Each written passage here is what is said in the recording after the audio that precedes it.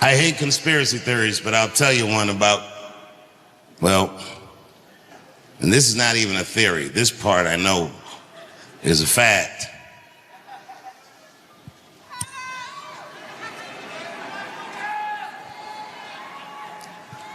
Did you know when I left DC and moved to New York in the 90s, that New York City Police Department had a hip-hop police task force? Did you know that? And this task force would follow anybody that was involved in hip-hop culture around. Not just rappers, drug dealers, because they thought that it was connected somehow. Even young comedians like me. Anybody that was just on that scene, they knew who everybody was and what everybody was doing. And back in those days, I used to go to nightclubs, but sometimes I'd go to a club and the lights would be a little bit different. And I didn't notice, but the OGs would pull me aside and be like, "Careful in the club, nigga.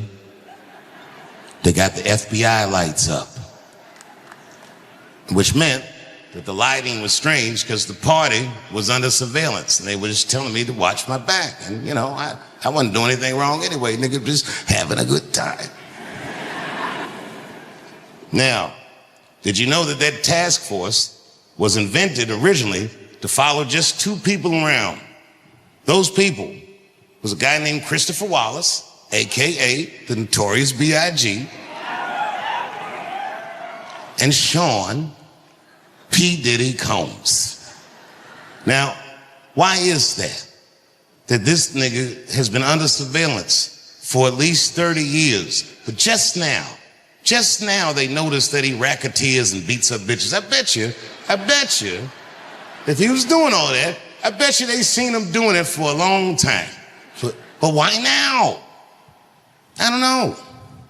It was strange in this case. Nobody called the police. Except for Kid Cudi.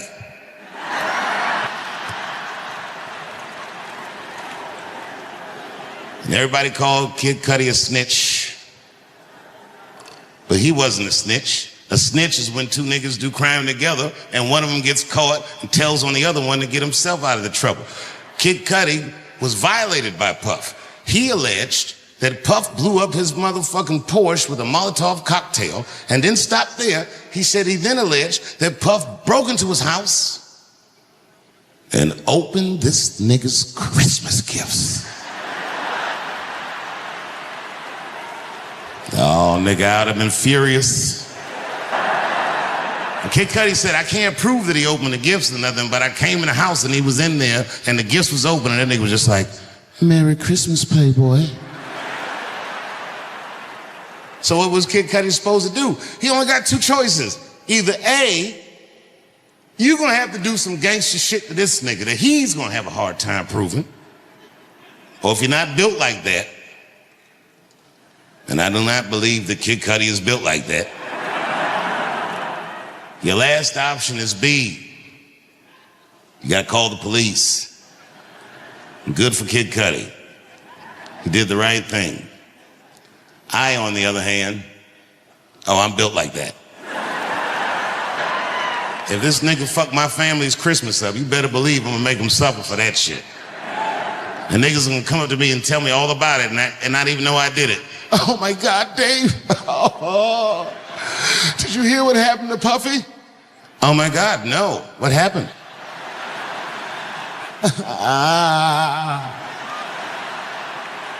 He was jogging by himself in Topanga Canyon. A falcon came out of nowhere and killed this nigga. Oh my God.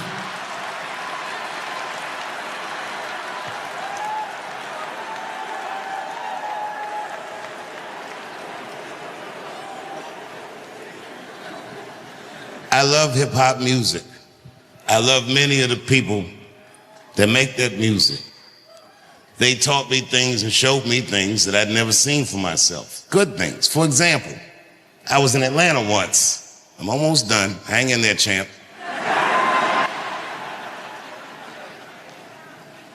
I was in Atlanta, and a rapper named T.I.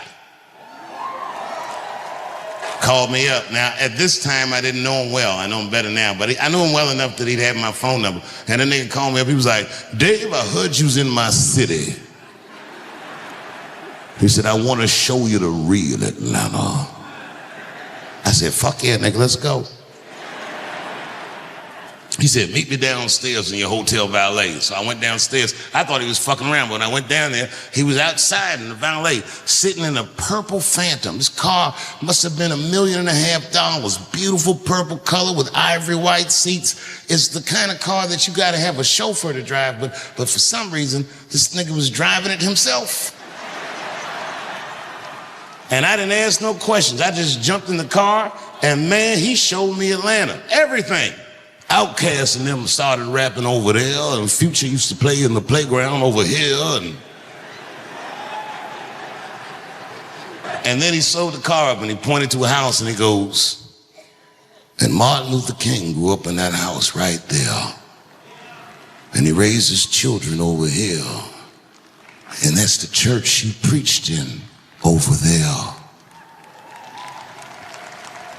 And then we stopped at a red light, and these little black kids rushed the car from either side of the intersection with water bottles. These kids in Atlanta, if you know, they're called the water boys. Their whole hustle is they sell water to people who are stuck in that hot Atlanta traffic. I didn't know that. I just saw these young niggas running up on the car, so I locked the door like, fuck that.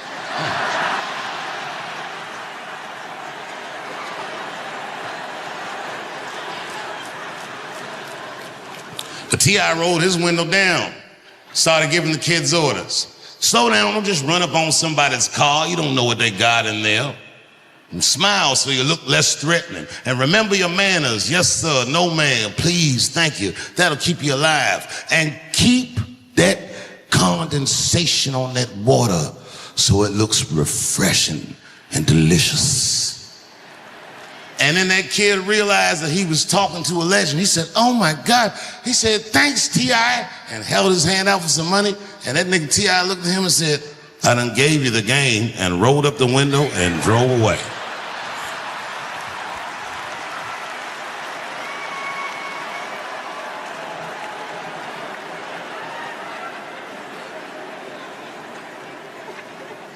That night,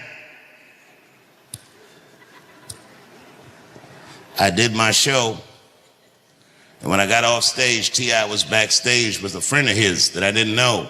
I just knew his friend was somebody because everyone was acting all excited that he was back there. So I asked him, I go, yo, Tip, who's your man? And he's like, oh, that right there? He goes, that there is the future of hip hop. And I was like, nigga, will you just calm down? So then I asked the dude, I said, yo, my man, I said, what's your name? And the dude looked over, he said, I'm Nipsey.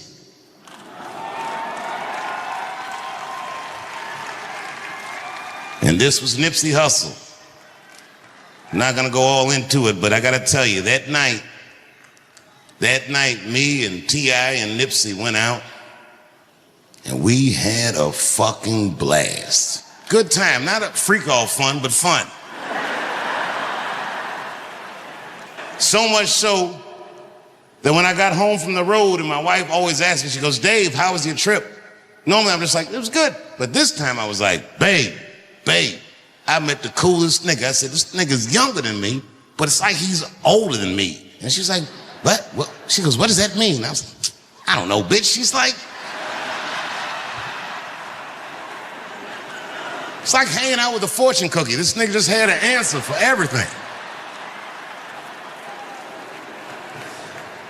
I told her all about Nipsey. And what was funny about it is years later, I saw Nipsey's widow, and she pulled me aside. I'd never met her. And she said, I just want to tell you that my husband loved you. She said, he said he met you in Atlanta, and you had a wonderful time. I said, boy, that's fucking crazy. We sure did. Not long after I met Nipsey, I was in LA doing a show. And then after the show, I got a text from a guy that says, I'm at a party you need to be at. And I was like, I'm gonna go to bed. And he's like, no, nigga, you have to come to this party. So I'm thinking this must be the freak off, finally.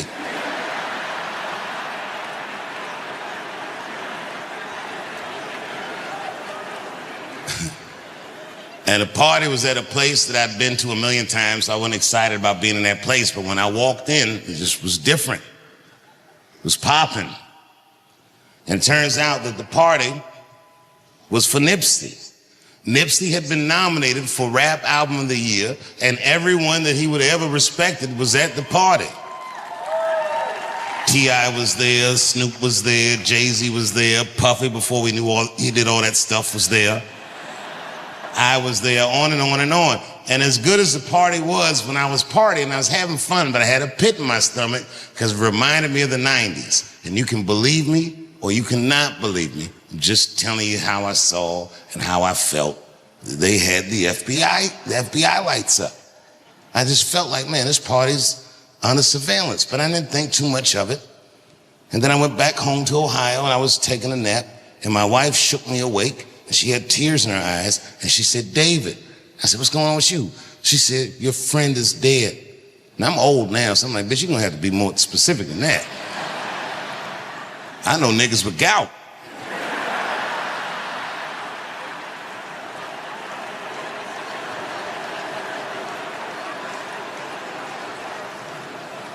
But it was Nipsey. And this is why I feel for Charlie Kirk's fans, because I know what it's like to see someone you look up to and admire gunned down by a fucking nobody. Oh my God. It's so hard to accept that. And if you looked on the internet and saw those terrible videos, because there was a very gory video of Nipsey's murder too. And then I looked in the comment section and the internet was doing what it does. And everyone was coming up with one conspiracy theory after another. But the one that I kept seeing the most involved a holistic doctor in New York City. Before I go, I want to share this story with you because it's important to this point.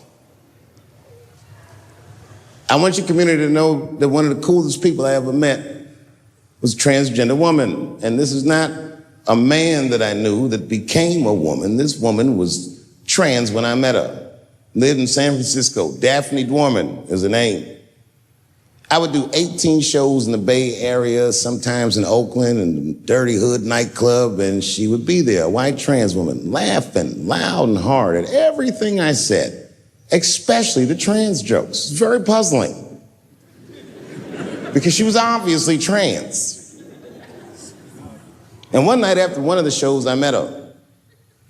And what it was, turns out, it was her dream to be a comedian. And I was her hero. It's very moving. I could not dislike somebody that felt that way about me. We became fast friends.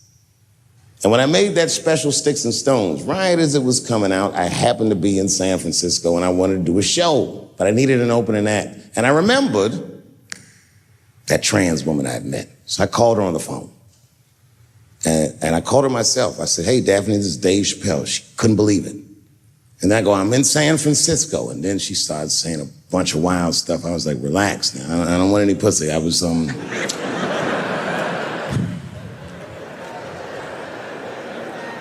was calling because I'm doing a show and I need an opening act. And I was wondering if you'd open the show. And she was like, fuck yeah. Now, I didn't know this at the time, but this woman had only done stand-up comedy 8 times in her life. This is little to no experience. And now she's about to open a show for what many call the GOAT.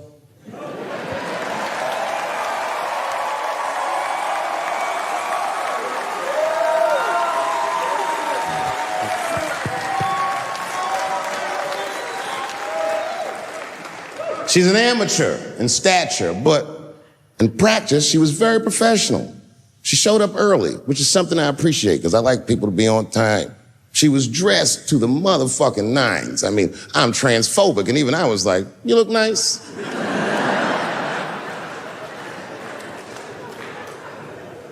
Went up on the stage with all the swag of a professional comedian, grabbed that mic and walked right down the middle and looked at the crowd like a gangster.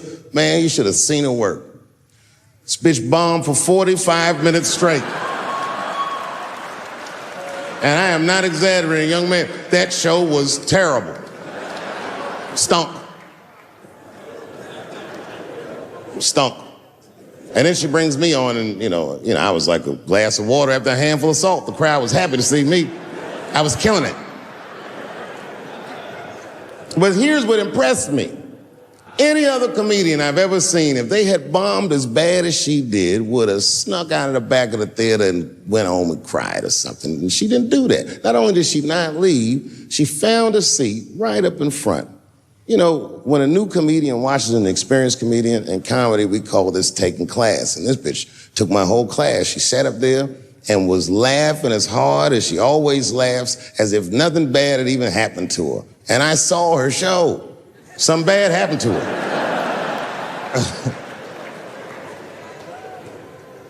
She was drunk.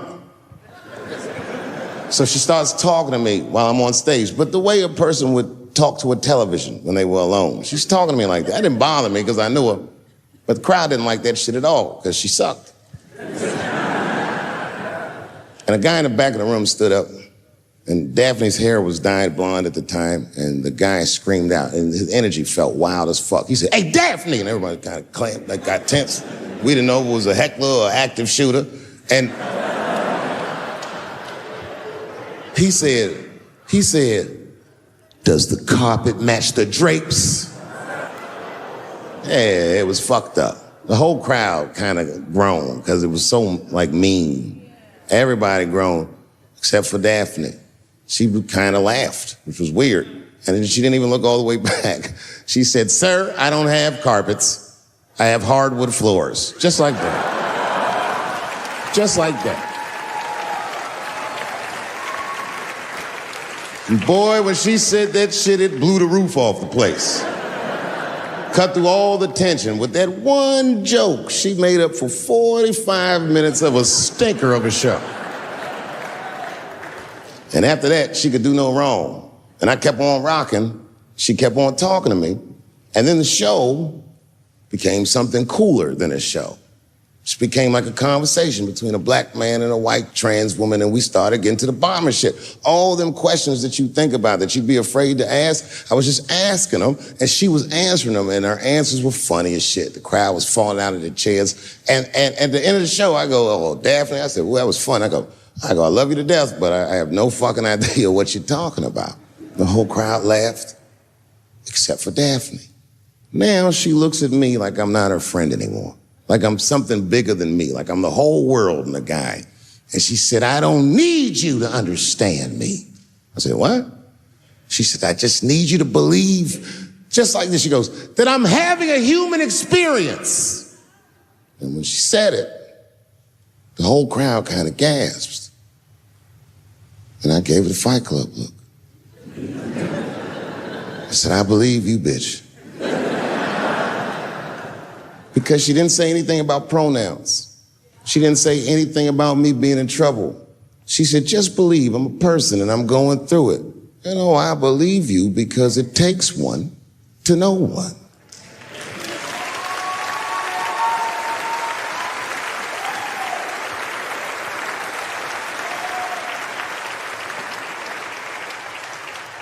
Then I told the crowd good night, and they start going crazy. And before the applause gets to its crescendo, I say, "And don't forget my opening act, Daphne." And the crowd stood up. And I looked at her, and tears came out of her eyes. She couldn't believe it was happening. I couldn't believe it was happening because her show stunk. And it was a great night. I remember the late, great Paul Mooney was there. A bunch of fly-ass comedy niggas was there. And we all went backstage and was just drinking and talking shit and laughing, and Daphne stole the room. She had everyone cracking up, spinning the yarn, telling us all these crazy stories about shit she be into. We all laughing real hard, and as she's telling us and everyone's laughing, I'm looking around, I'm like, "Oh my God, she is funny." I pulled her aside and I said, "You're hilarious. I didn't know that when you were on stage." I said, "You're doing some things wrong, but I can help you." I said, "Anytime I'm in San Francisco, why don't you open the show for me, and I'll just try to give you some pointers, see if you can't work this thing out." And she said, "Are you serious?" I was like, "Yeah." And she grabbed me real tight, hugged me, squeezed me, and I pushed her off violently because I'm transphobic. I said, "Boundaries, bitch."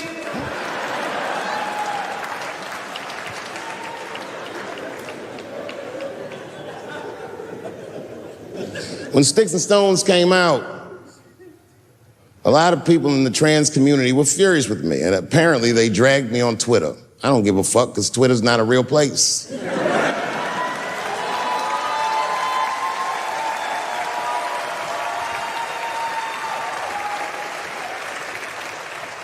And the hardest thing for a person to do is go against their tribe if they disagree with their tribe. But Daphne did that for me.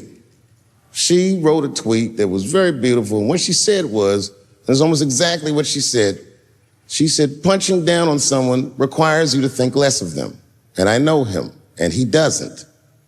He doesn't punch up, he doesn't punch down, he punches lines, and he's a master at his craft.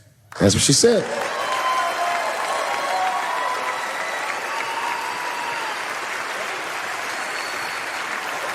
Beautiful tweet, beautiful friend. That took a lot of heart to defend me like that. And when she did that, the trans community dragged that bitch all over Twitter. For days, they was going in on her, and she was holding her own because she's funny. But 6 days after that wonderful night I described to you, my friend Daphne killed herself. Oh, yeah. It's a true story. My heart was broken. Yeah, it wasn't the jokes. I don't know if it was them dragging her. I don't know what's going on in her life, but I bet dragging her didn't help. I was very angry at them. I was very angry at her.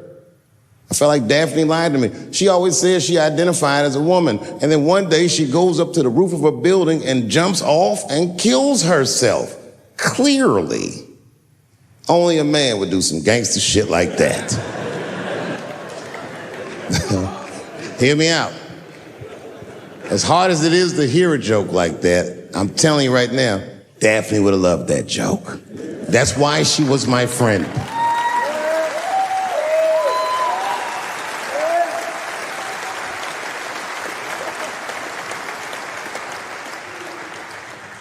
I was reading her obituary, and I found out she was survived by a daughter. And the moment I found that out, and this is true, Anderson Cooper from CNN texted me. And all he said was very nice. He said, "I'm sorry to hear about your friend." And I texted him right back, "New phone, who this?" He said, "It's Anderson Cooper." I said, "Oh," I said, "Anderson." I go, "Look, I need to find her family." And he texted me right back with all the phone numbers and all this information. I say this to say, if you ever want to know about anything gay, call Anderson Cooper from CNN. This nigga is faster than Google.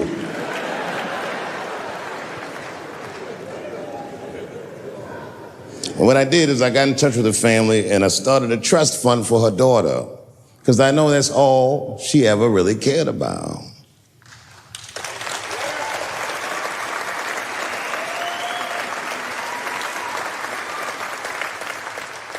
And I don't know what the trans community did for her, but I don't care, because I feel like she wasn't their tribe. She was mine. She was a comedian in her soul.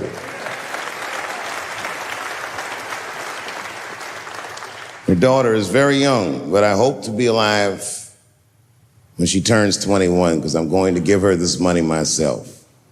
And by then, I'll be ready to have the conversation that I'm not ready to have today. But I'll tell that little girl, "Young lady, I knew your father. And he was a wonderful woman."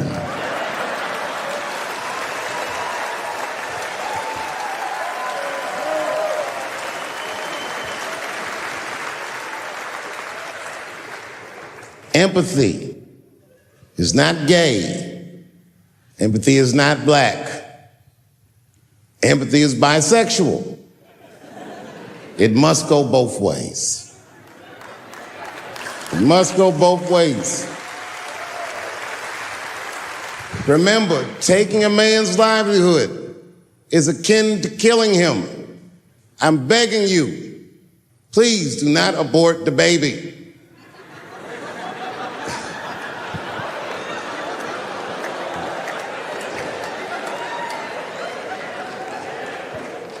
Kevin Hart dreamt his entire life of hosting the Oscars, and when he finally got the job, they just took it. It's not fair. They didn't kill him. Kevin's a strong guy. But I'm sure it broke old Clifford's heart. It's over. LBGTQ, LMNOP, QIZ, it is over. I am not telling another joke about you until we are both sure that we are laughing together. I'm telling you, this is done. I'm done talking about it. All I ask from your community, with all humility, will you please stop punching down on my people? Thank you very much, and good night. Last time I was on this stage, in this room, I was taping my first 1 hour special. It's called Killing Them Softly. My girlfriend was sitting in that row, pregnant. She's now my wife.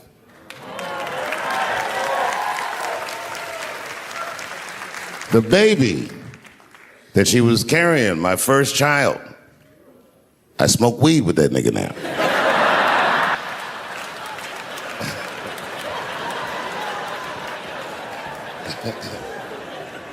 And what I remember most about that night was the pressure.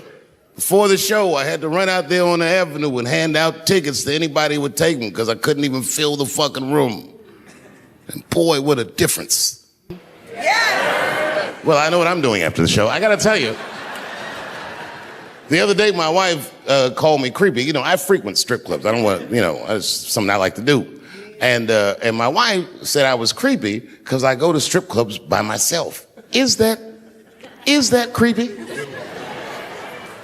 I think that's better than going with the fellas. That's creepy to me. Hey, y'all, let's all go to the strip club and get our dicks hard together as a group of friends. Drive home in a quiet car and not talk about any of the things we've seen or done. No, nigga, I go by myself. But my wife doesn't understand why I go to the strip club. It has nothing to do with sex, you understand? I need a pinch of sexual energy in a room to relax, but it's more about being out. I like the music. A few naked chicks in there, it just makes me feel good, but I'm not trying to like socialize or meet anybody. You know, sometimes I go to the strip club and I bring a book. I do, and I sit right by the stage because the reading light is better.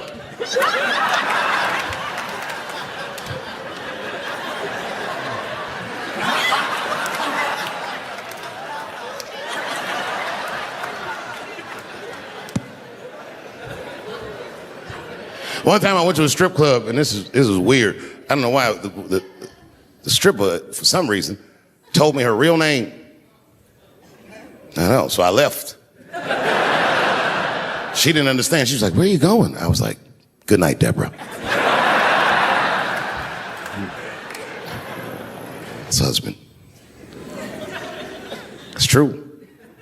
Yeah, let me tell you something. One time I thought my wife was cheating on me. Yes, nigga, yes. That was one of the worst days of my fucking life. I couldn't take it. And I'm embarrassed about it now, but I can talk about it.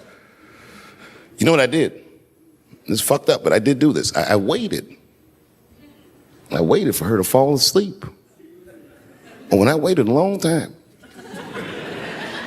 she's Asian. I couldn't tell if she was asleep or not. I was looking at her.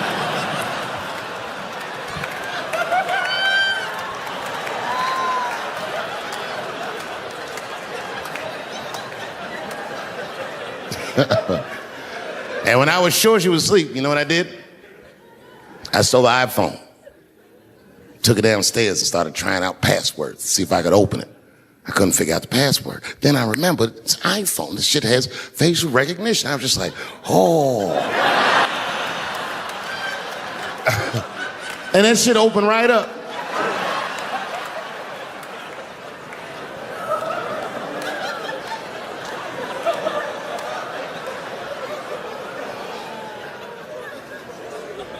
And I saw a text message in there from a fellow named Earl. I don't know anybody named Earl. I woke her up out of her sleep. I said, wake the fuck up. Who the fuck is Earl? And she said, David, what are you talking about? Oh, don't you play dumb with me, bitch. I done opened your phone. Who is Earl? And she said, oh my God, David.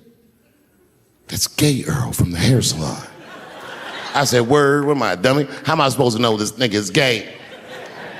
And she was calm. She said, "Read his text and look at his pictures." I started reading the text. This fella sure does spell girl with a U a lot.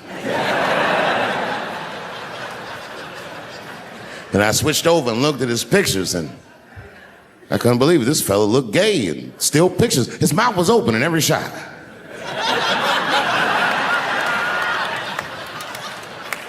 And then I knew she was telling the truth.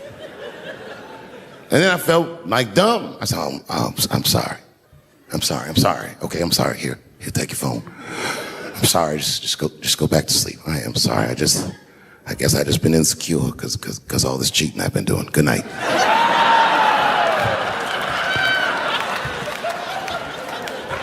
And she didn't let me leave. She said, "Well, since you want to wake a bitch up," and then she pulled my phone from under her pillow. I said, "What the fuck?"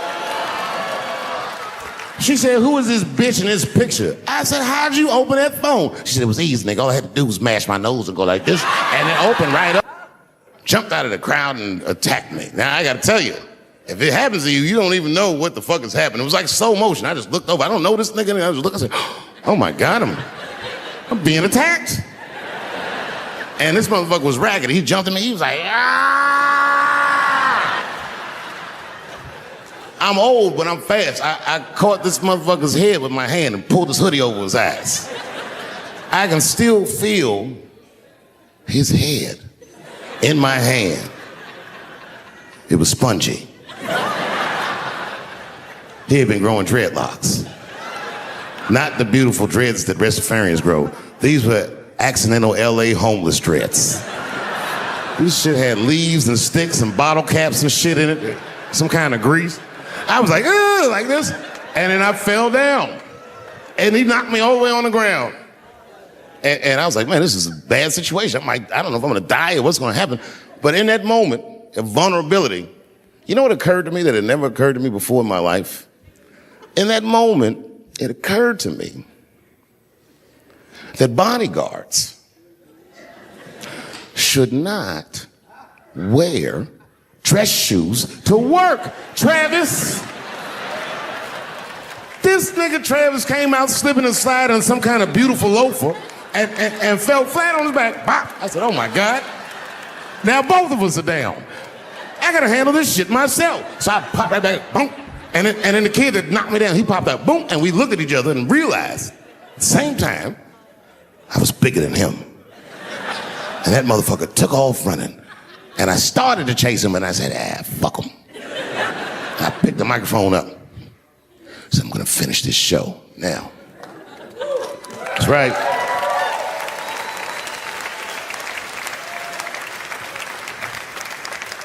For 3 months before that, I'd been making fun of Chris Rock. And people would ask me all the time. They'd say, "Dave, what would you do if you were Chris Rock and Will Smith slapped you in the face?" And to this day, the answer is the same.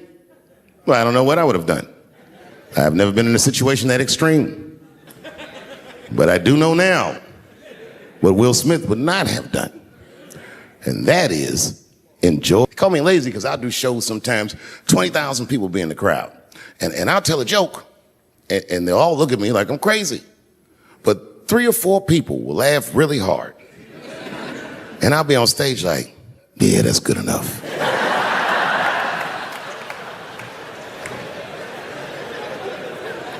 We love you. Well, this next joke is one of those jokes that it's not, you know what I mean? I like to tell it, but it never does good. But I'm gonna do it. You know why it doesn't do good? I'm not good at impressions, but this is an impression. You ready? Okay.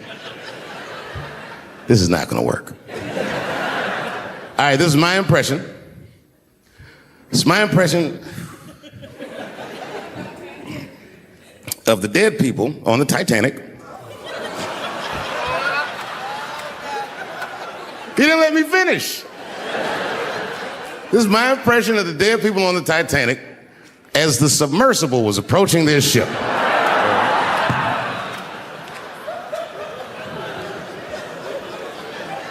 That's good enough. All right, here it goes. I'm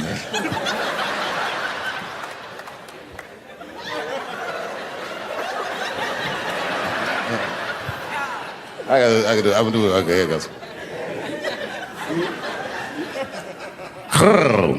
Join. And she's crying. She said, oh my God, David. She said, if you had died tonight,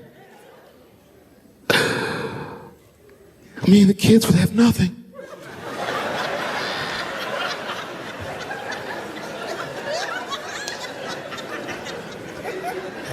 Then I knew it was serious.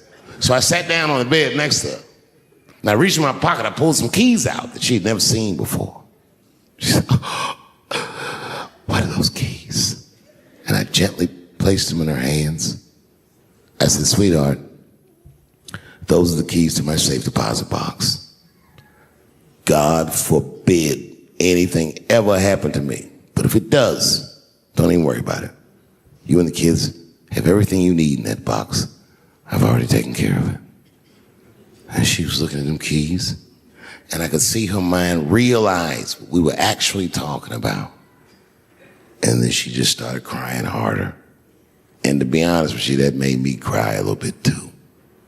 And we hugged each other real tight.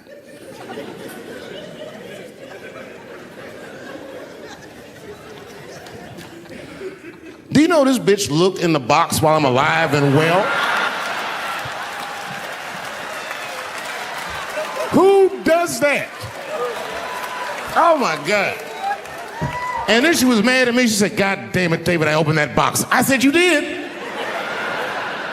She said, yes, I did. And there was nothing in there.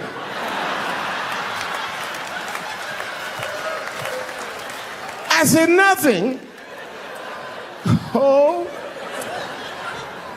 She said, nothing except your stupid joke book. I said, whoosh. I said, well, sweetie, look. If you tell those jokes exactly how they're written, you and the kids should be fine. They're really good jokes.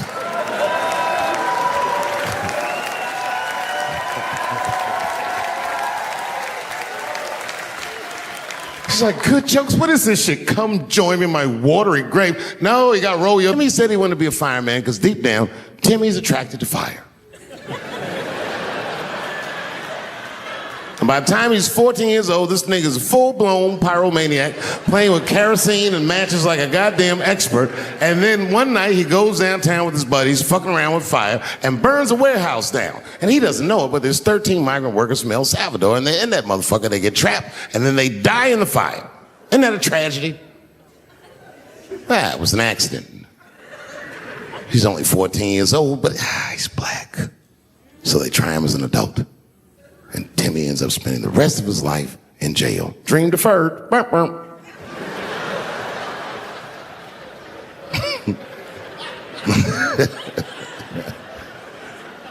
Well, what about you, Billy? Billy, what do you want to be when you grow up? And Billy stands up and he says, I want to be president of the United States. And the teacher says, oh my God, Billy, that is a wonderful dream. And Billy means that shit. Billy does everything right. That motherfucker gets his grades up. He joins student government. He even does extracurricular activities like show choir just to make his resume look good. He's on track to be president, but junior year he wipes. When he's 16, he gets his girlfriend pregnant and has to drop out of high school to make ends meet. But lucky for him, the local Walmart's hiring. By the time he's 20 years old, this motherfucker makes assistant manager at Walmart. He's the youngest one in the district. He says, oh my God, if I can keep this up for 4 more years, I could be a manager. And if I can keep this up for 6 more years after that, I could even be a regional manager and have as many as 3 Walmarts under my control. And he's a big picture guy. He sees where this path is going, so he kills himself.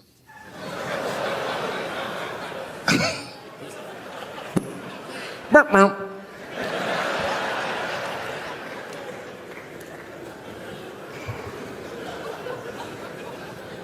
Well, what about you? What do you want to be when you grow up?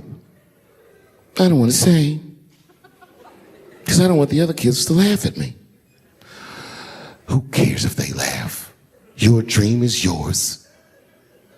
Own your dream so they can come true. Say it loud and proud. What do you want to be when you grow up? Little Nas X. And that nigga stood up in front of the whole class. I want to be the gayest nigga that ever lived. I want to do a music video and slide down a stripper pole all the way to the depths of hell and suck the devil's dick at 10 o'clock on BET while all the kids are awake and can see me. Shockingly, that was the only dream that worked out. Here we are, Los Angeles, the world capital of rape and dick breath. The fuck has been going on out here? Keeps getting worse. But just when you think it can't get worse, they got Charlie Rose today.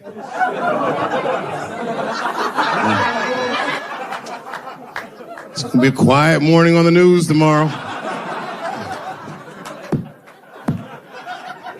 Charlie Rose, who's next? Captain Kangaroo?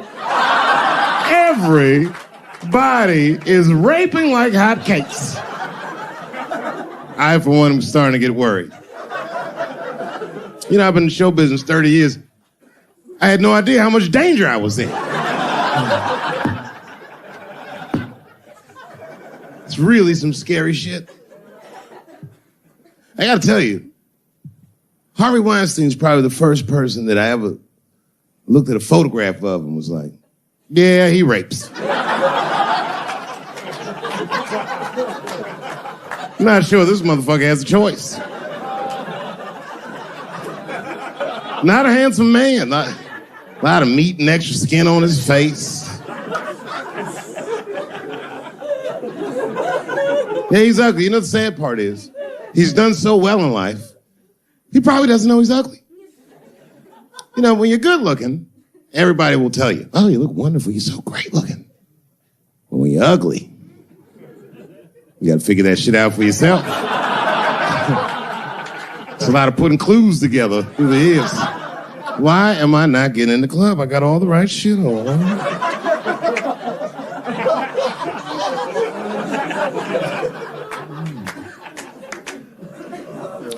Because if it was Brad Pitt doing that shit, he wouldn't have heard a peep. The girl would just come back down like, I got the part.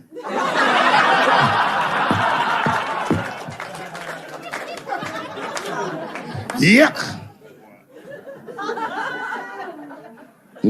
And yet, it is important that I acknowledge, ladies, you are absolutely right. There you go. And you gotta all be mindful of that, guys, because this could happen to any of us. It could happen to me. I can see that. I can see myself showing up. Hi, I'm here for my 3 a.m. with Mr. Weinstein.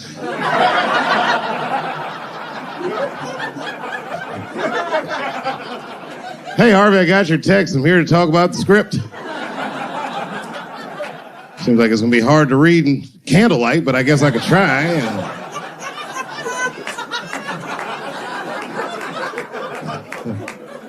Sound like a fucking nightmare. Could you imagine that shit?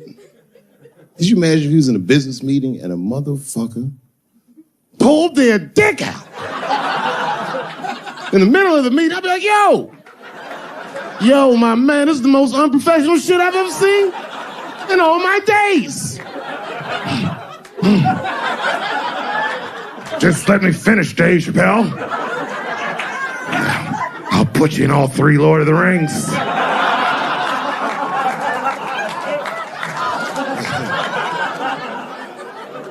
Hurry up, nigga. I have other meetings now. I have a 4:30 a.m. at Brett Ratner's house. And, I believe it's wardrobe fitting.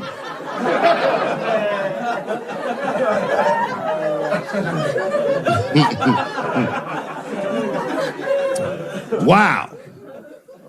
I mean, it is really bad out here, isn't it? Kevin Spacey's out here grabbing men by the pussy. I didn't even know that was possible. Jesus Christ.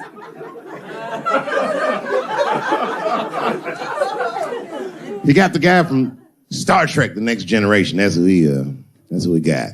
Last time, it sounded like he was more than that, but that's who set it off. He's 14 years old, and Kevin Spacey accosted him at a party, which I gotta say, by the way, for the record. Been to a lot of parties in my day. Never been to a good one that had 14-year-old boys in it. Not even when I was 13, you know what I mean? Who wants to kick it with a bunch of hubba bubba chewing niggas like, having a good time, nigga. Yuck. Ironically, the kid grew up to be gay anyway, which means Kevin Spacey can sniff that shit out like a truffle pig. Yeah, he's one of me. And not the victim blame, but it seems like the kind of situation that a gay 14-year-old would get himself into.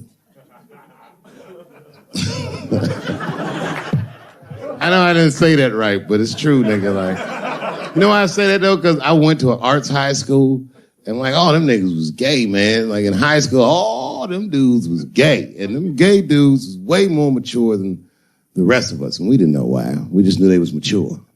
You ever see a gay dude at lunch? Perfect posture, nigga sitting there. Eating responsible. And then you take that thermos out, and you'd be like, what the fuck is that? Is this nigga drinking wine with lunch?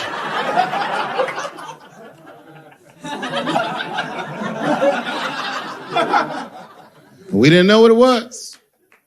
Because we were young boys, we were just trying to figure out who we were. And we didn't realize these gay dudes was fighting to be who they knew they already were. Some impressive shit. They were fearless, the gay kids. Fucking fearless. I've never seen a scared gay dude in my life. What kind of man has no fear? You could be tied up in a hostage situation with a gay dude. Them niggas would still be like, I'm thirsty.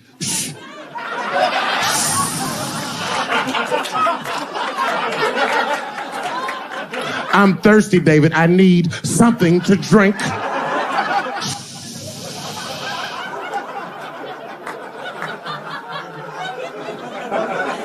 Well, then shoot me. I would rather die of a bullet than dehydration, nigga. I am thirsty. I need some water.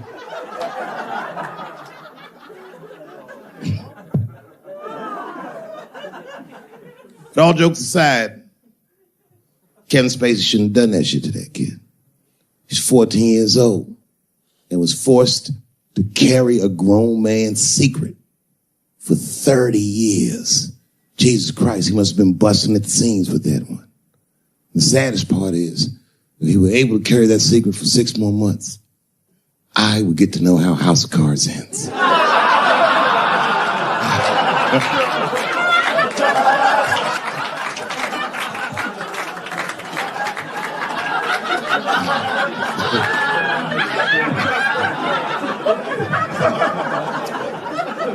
Yep, ladies and gentlemen, these are dark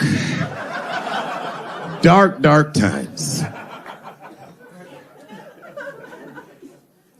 New York Times said that Louis C.K. jizzed on his own stomach. You know, I've busted a lot of nuts in my day. None of them were newsworthy. Shit was really gross, because they didn't just say it like I said it. They didn't just say jizz on the stomach. They said it in that fucking Pulitzer Prize winning style that the New York Times has. It was very descriptive, like, you know what I mean? Louis C.K.'s semen shot out like a volcano of misogyny, slowly drizzling down like lava, covering his freckled penis as it slowly dripped to a fiery crown of red hair. Jesus Christ, I'm trying to eat some huevos rancheros, and these niggas is...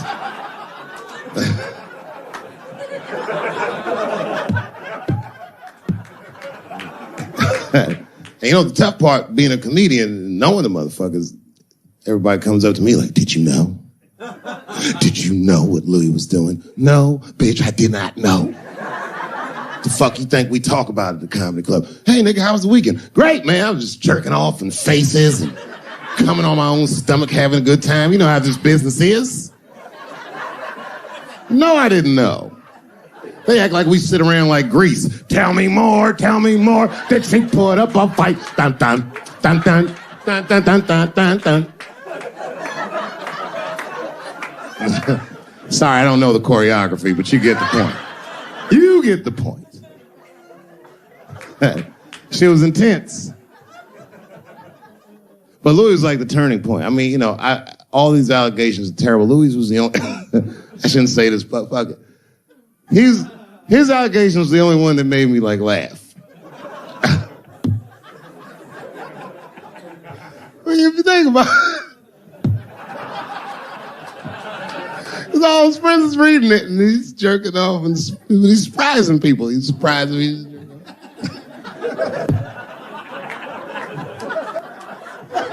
I just picture all the comics in comedy just reading it like, what?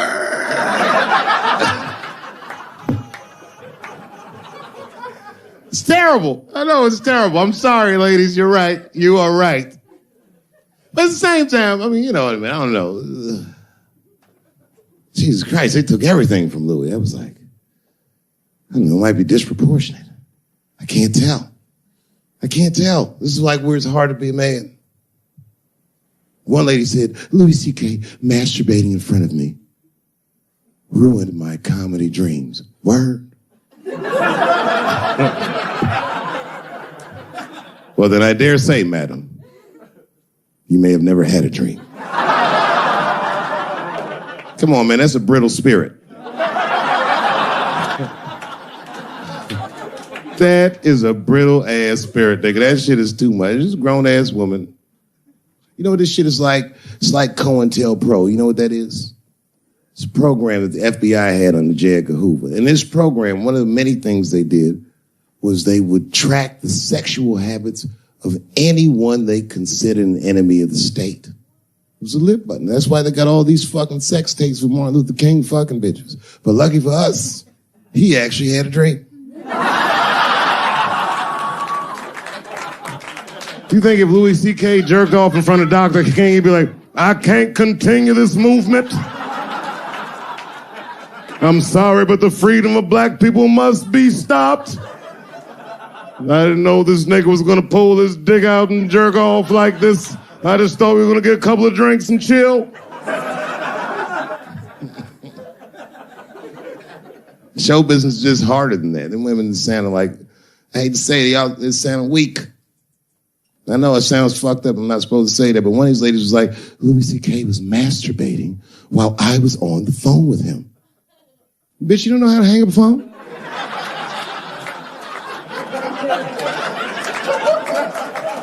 How the fuck are you going to survive in show business if this is an actual obstacle to your dreams? I know Louis is wrong, ma'am. I'm just saying I'm held to a higher standard of accountability than these women are. Don't forget who I am. Don't forget what I am. I am a black dude.